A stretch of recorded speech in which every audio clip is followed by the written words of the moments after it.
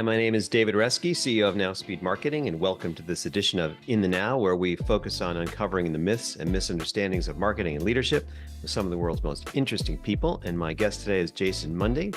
Jason is a fractional CMO with experience as a CMO for smaller companies like Vantaka, if I pronounce that correctly, a SaaS fintech company, as well as senior marketing roles in large companies like Dell and EMC. Jason, welcome to the show. Thanks, David. I really appreciate you having me today. So you've worked in marketing roles in large companies and in smaller companies. Yeah. What are the pros and cons? Yeah, good question. I think definitely some pretty significant differences. Obviously, you work in a big company, you've got a lot of resources behind you. You've got an established brand. You don't really have to worry too much about that. You have a lot of large corporate functions like PR, analyst relations. There's a lot of support.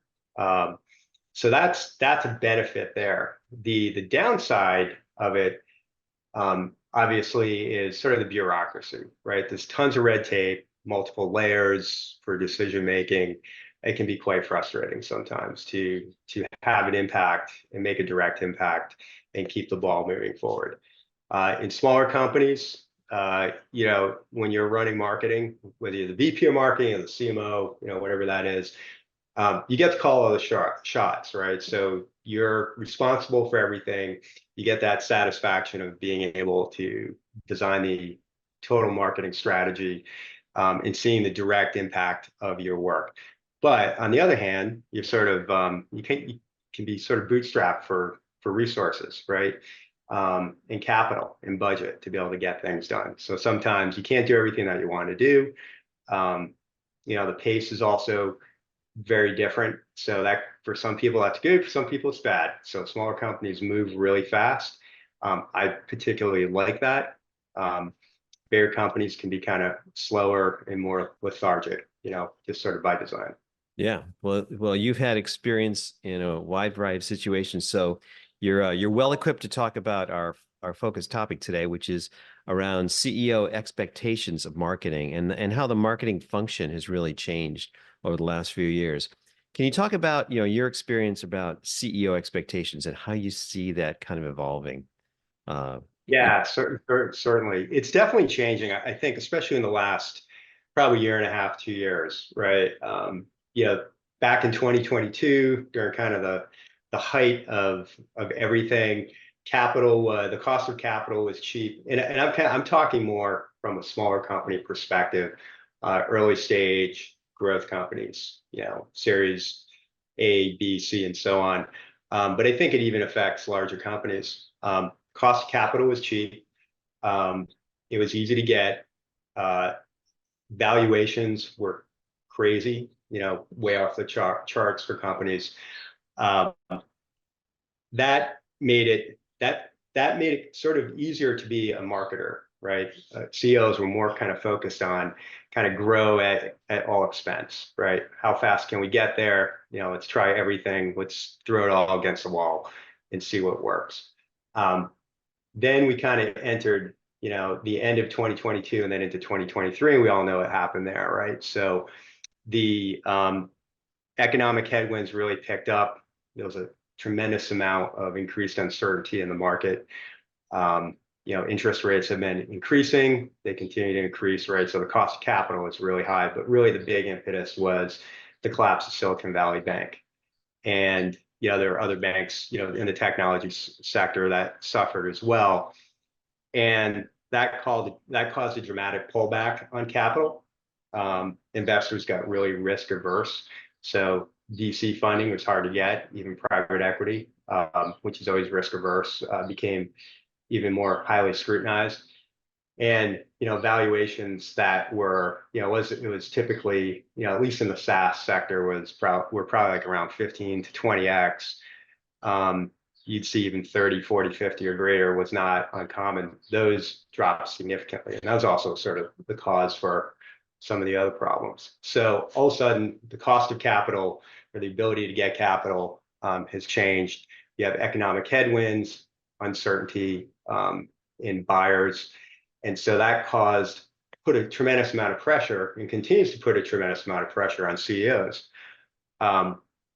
So what you have is CEOs have become much, much more focused on what's the ROI, driving extreme efficiency, what's the ROI for all the investments that they make, and that includes marketing.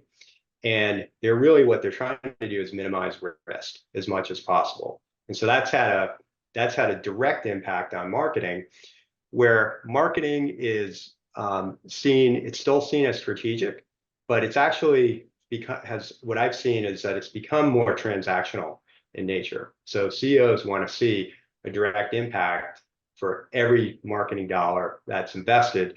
What's the outcome of that? So it's going to be some X multiple. It's going to be greater than one, right? So you invest $1 here.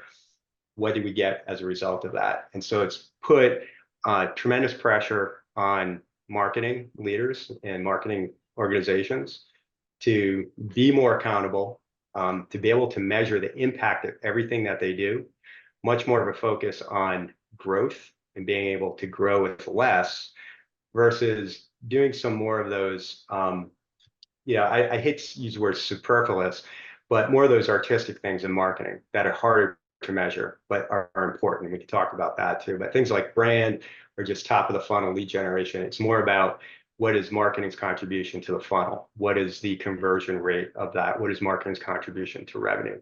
So they're looking for really like hardcore ROI numbers that can justify it. And in my experience, that's easy to do as a marketer if you have a proven model with a proven channel with a proven product that's working, and you can kind of tweak it a little bit to make it work.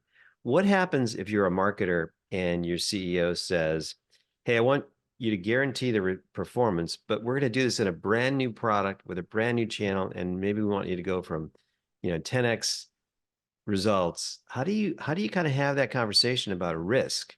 Because none of that is controllable, or is it, in your experience?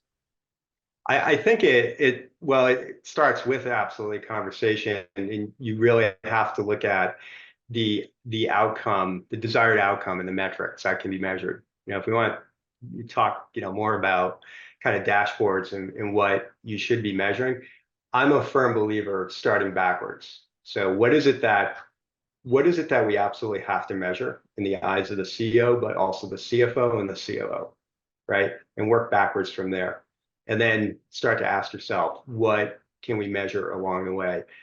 Can we directly connect the dots and show a direct impact from the marketing actions that are going to be taken to the actual outcome? And I think kind of doing that reverse waterfall or funnel analysis on what you're trying to accomplish can expose a lot of maybe assumptions that might not be correct or should be challenged, and should open up a lot of questions that need to be addressed. I think if you approach it from that way versus just agreeing and saying, sure, we've got this, we're going to go ahead and do it, we'll figure it out, right? It's going to save a lot of, pain and, probably heartbreak along the way. Yeah. So you're starting with the end in mind, you're starting with the goals, then you're identifying the steps and the process. And then it feels like a really important piece here is that really calling out those risk factors. And then you kind of have to say, well, we can guarantee getting from step 1 to step 2, but we've never gone from step 2 to step 4 before. So this is a big risk. Once we get to step 4, we get to step 5, no problem. But it sounds like you've got a way in your approach with the CEOs you work with about calling out the risk. And is that conversation usually go well? Do they kind of like that conversation, or are those hard conversations and those are always the hardest. Yeah. Those are always the hardest conversations. And I think it really depends on the nature of the leader. So if CEO is a really visionary founder and not an operator, they're going to have obviously very big aspirations. And so that's a difficult conversation to have. It's probably one that you want to bring the COO, if there is a COO, but definitely the CFO in with you. And I think that forging a strong relationship with the entire executive team, but most importantly, the CFO and the COO is critical in doing that, because they can kind of help point out, what are those what are those intangibles or what are those risk areas that need to be addressed? What can we actually measure? What's the realistic impact, or what's realistic for us to expect? But that can be a very difficult conversation. If the CEO is much more of an operator, maybe comes out of finance or was a COO, I think that conversation is probably going to be a bit more pragmatic for you to be able to do that. Yeah, I think that makes a lot of sense. It's so funny, as an agency, we get involved in that, after the campaign or the budgets have already been allocated, we get asked to execute these different things. So we're actually asked to execute, a PPC campaign, or, improve SEO results, or improve conversion rates on the website. We're kind of asked to do that. And sometimes we get into a situation where the CEO says, "Hey, can you guarantee that this is going to happen?" And that can be awkward. I can remember, Yeah. situation. We're dealing with a client right now that wants to grow their lead flow by 4x in 9 months, but wants to increase the budget by like 5%. So having those Yeah. conversations can be challenging. So Well, it's always helpful to have an agency to bring in to help you with that conversation, because yeah having it serves two purposes. Like, it can sort of deflect, those hard conversations away from the marketing leader. And I don't really advocate for doing that and being like, hey, talk to them about it.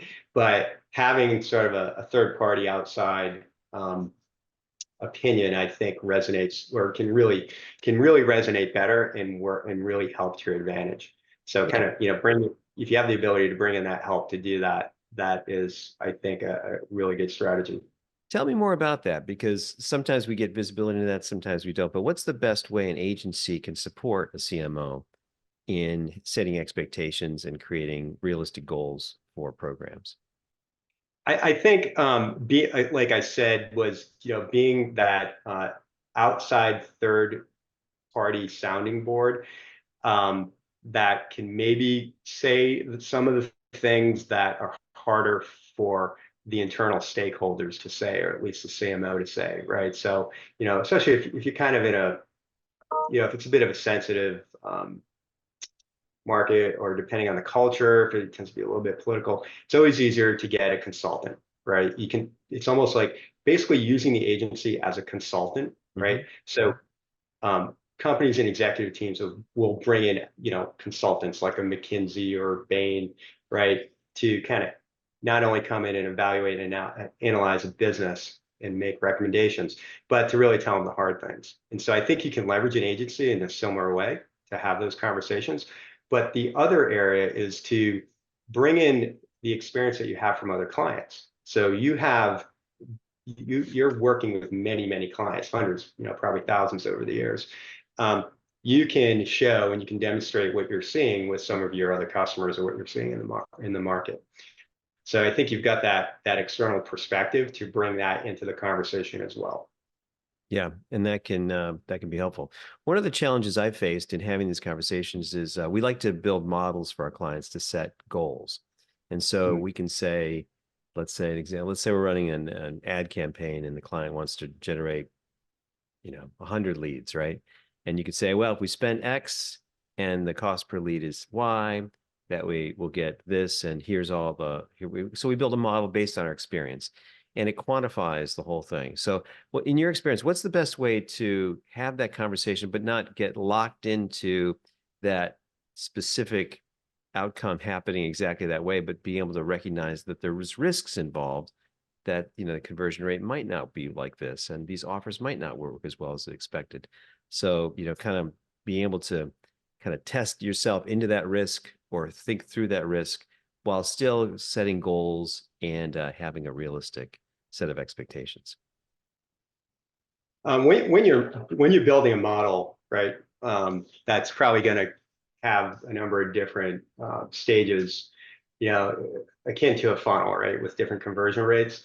What I like to do and what I think works well is to build out, it's not really a sensitivity analysis, but really build out several different scenarios, right? So just your standard, worst case, best case, most likely case. and then identify those assumptions and where the risks are in that. So when you talk about what is your best case, that's really about, okay, if everything goes perfectly and we have, maybe better than expected results and conversions throughout that process, it could look like this. But given said that, here are all the things that could possibly go wrong, identify those. If that's the case, this is what the worst case looks like. And be prepared to talk about what are the mitigation strategies around those, right? When can we get the earliest insights to when things might not be working quite as well, and what would be some of the options to make adjustments so you're able to address that on the fly during a campaign, if that's what it's around. And then, really show, and then having kind of like, here's what we think is the most likely case, right? So we're still going to have some of those risks. We're still probably going to need to make some adjustments along the way. These are the adjustments that we think that we would make. But we think that, if we do that and we manage it well and proactively, that we can achieve this outcome. Yeah. So Wow. I think doing it that way is, you almost kind of, in a way, you probably want to even sandbag a little bit with that most likely case, just to Yeah. give yourself a little buffer. You've just said a whole bunch of really powerful things there that I think that are important skills for every CMO to have. And I just wrote down coming up with a worst case, best case scenario instead of just saying, yes, we expect you're going to authorize $100,000 in marketing spend. We expect X MQLs, right? You're saying kind of come up with a worst case, a best case, call out the specific assumptions in each of those scenarios. Think about mitigation strategies. And the other piece that you said that is super important is identify when we'll have early indications of success or failure in these tests. Because, right, the CEO doesn't want to say, well, yeah, just tell me at the end of the year if we got there, right? You have to kind of be able to set expectations and adjust those expectations. Those are really important skills. And did you learn those, or do you think most CMOs are practicing those, or do you feel like these are skills that people learn, just either learning in business school, or they just learn them through the school of hard knocks? Or how do you kind of go through that and set those expectations and be able to negotiate those? Yeah, I think good question. I was going to say, the school of hard knocks. Of course, in business school, you're taking your financial classes. You learn about doing, scenario analysis and best and worst case testing. But as a marketer, you really don't get to apply those financial skills very much. And if you're like me, it was a really long time ago. So in my case, it's really learned from the school of hard knocks. And I think there's a tendency for marketing leaders, especially those who are, relatively junior or new into the role, to say yes to everything, right? It's hard to push back, right? And so a big, hairy, audacious goal will be set out there, whether it's around a product launch or, breaking into a new market, a new segment. And it's, do we all agree to this? This is what we're trying to achieve, right? And without even understanding of like maybe how that goal or that number was achieved, and just let's raise our hands and say, yes, we're gonna support that. We'll figure it out, right? You can learn, and in my case, I've learned that the hard way a number of times throughout my career. And so, it's, for me at least, it's like it's repetitions, right? And it's learning from failure, right? And failure is the best teacher. In fact, I think failure is the only teacher. I don't think you learn anything really from success. You learn it from failing. And so, if you can kind of gain some insight and kind of know that ahead of time or going into it, you might be able to get there faster than just having to learn it the hard way. Yeah, absolutely. It feels like this whole I don't know, it's not really a negotiating process. This planning, let's call it part of the planning process, is important. And it feels like you've got some skills around slowing down the planning process to really identifying the risks, the assumptions, the best case, the worst case scenarios. And that seems really critical, because I think you're right. There's a lot of leaders that would just like to say, yeah, here's the here's the revenue plan that we have to make next year. And in order to do that marketing, you're going to do 1,000 leads, right? Right. And rather than just saying yes at that point. Yeah. And that is the challenge in our profession, isn't it? It's not like manufacturing where you can say, yeah, I've got a supplier that's going to get these widgets done at 10 cents a piece. And that means our cost of manufacturing is going to be X. And we're influencing hearts and minds, right? And it's not always a clear path to victory. Yeah, Yeah, that's 100% right. And it really starts with just having great relationships.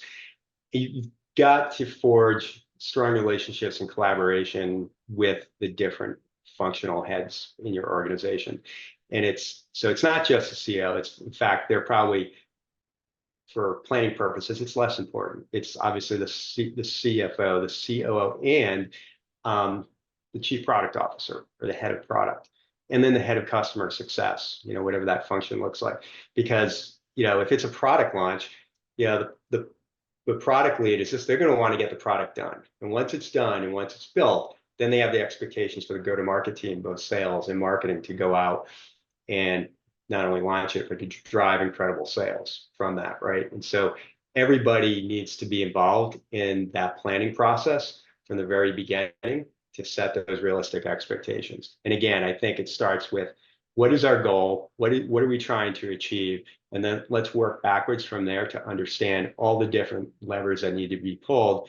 What are all the different sort of, conversions in that value chain? And then, challenging all the assumptions, and then determining like what is realistic. And then you can make adjustments to what that end goal is. So in your experience, what's the tolerance for investments in testing? Because it strikes me that it would be really helpful before you're asked to double lead flow, let's say, to have tested a bunch of other channels with maybe small bets to know what's going to work before you have to commit big dollars.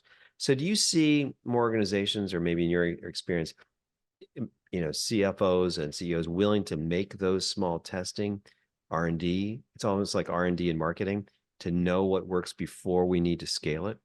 Or is that kind of a foreign concept?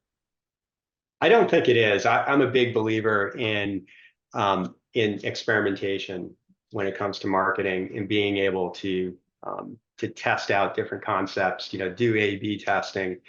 You can do it on a small scale with just within your department. No one needs to know about that. But when you want to do it on a larger scale, it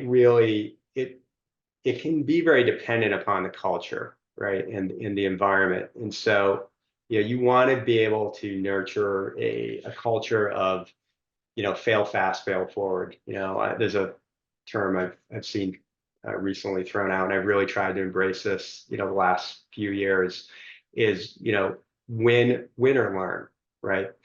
And don't think about it as failure. It's like, what can you learn? And like I said before, I don't think you learn anything from winning, right? Because when we win and we have success, the natural human tendency is to not change anything. It's like everything worked, don't move any of the pieces, right? Now we might do some post-mortem or after action reports and try to figure out, can we adjust the dials? What could we do better to do more of that? But our tendency is to be afraid to change anything. But when you fail at something doesn't work, you become incredibly introspective. And this goes for like in our personal lives, but also in anything that we do in our professions. So when you fail, you really are forced to kind of look at everything, like what didn't work. So let's identify that. Let's make the adjustments. And so if you can cultivate an environment, or you're lucky enough to work in an environment where that is embraced, and you can fail fast, fail forward, learn from that, experiment before making the ultimate commitment, then that's a really good place to be. And you should seek that out, or you should try to create that. And I think, having the right conversations, with your executive team can allow you to do that. Yeah, it seems like, in a culture where, as you started this conversation, where every dollar is measured and there's high accountability and high pressure to make every one of them successful, you have to have this other part working for you, which is, well, we have to make these other investments in learning, in testing, in figuring out what might work, that are going to fail. A high percentage of these will fail, but we have to make enough of them. to figure out really where we're going. And there's a tension there, isn't there? If we have to make 100% of our budget 100% effective, there's no room for testing. And the downside of that is when you do need to try something new, there's a likelihood that that will not be successful because you don't know if it's going to work yet, right? So you got to have Yeah. that opportunity to say that. So it sounds like you've been successful having trust relationships with the senior executives at your companies where you can really get them to understand the importance of those kinds of investments. And has that worked well for you? Yeah, it does depend on in the environment. I've had some, some great teams that I've worked with where I've been able to do that. And it was, it was very, very supportive to be able to test those out. But you're right, there is a tension there, especially in today's climate, where on one hand, you're trying to minimize risk. So it does make sense to like, let's test this out on a small scale and see if it works. But on the other hand, extreme pressure to grow as fast as possible with as little resources as possible. So if if you're spending money to go learn something, sometimes that doesn't add up, or those two are sort of incongruent. So it can definitely be a challenge. Yeah, we just have a few minutes left. The last topic I want to explore with you is learning, because I think that marketers, in my experience anyway, don't always remember what they learned. So we do all these tests, we do all this stuff, and then it's the next year, and we're like, what? Let's try it. They don't always write down. Let's just say write down exactly what happened and what they learned. What should marketers do to be better at that? Because that learning is so important, and if it's just kind of in our hearts, in our experience, we don't always we can't always leverage it as effectively as possible. Well, what's worked for you from a documenting learning perspective so you can use that in the future? Yeah, I think you're 100% right. Writing it down is like absolutely critically important, and it's hard because we're just moving from one project or one initiative, one campaign, one program to the next, right? But I think it's absolutely critical to build into your operating process, whatever that might be. I've worked in some different environments where we've had kind of fairly structured operating models, but build in postmortems. You can, as I said before, you can sometimes call it after action reports or postmortems. It's totally worth taking the time to do that, to just reflect on whether it was a big event, was it a website launch, whether it was a big major campaign, a product launch.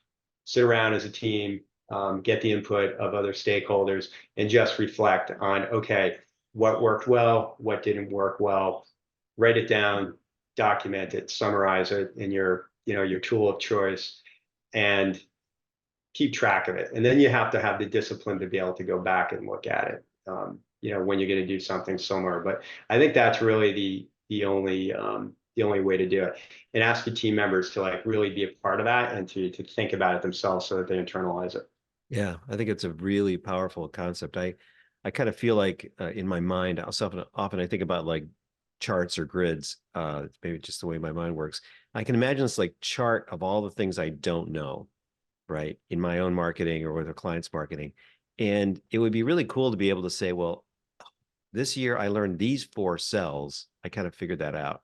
But there's all these 1,000 other cells I don't know. So I'm going to use this time to figure this stuff out and start to put that out. But I think it's a hard discipline in the operating model where we're just asked to get things done and make magic happen every day. So it sounds like you've made a huge amount of progress in doing that for the companies you've worked with. And that's amazing. So nice job. Well, Jason, Well, this has been a thank you. great conversation. So I really appreciate you sharing. Thank you for taking the time. If people want to get to know you better or maybe engage with you as a CMO, what's the best way for them to reach out to you? Yeah, check me out on LinkedIn. It's Jason C. Mundy. And you can find my contact info there, but feel free to connect with me and stay tuned. I've got some exciting news to announce, probably in the next month and a half or so. So I'll be, undertaking a new business endeavor, and some of the things that we talked about today, and just kind of helping others and coaching others to be as good as they possibly can be is kind of part of that. So I'm looking forward to it, and yeah, would love to talk to anyone who's interested to have further conversation. Great. Thanks, Jason, for taking the time. You're doing some amazing work, and I appreciate you sharing with our audience. Thanks. Thanks for having me on, David. Really enjoyed it. It's fun.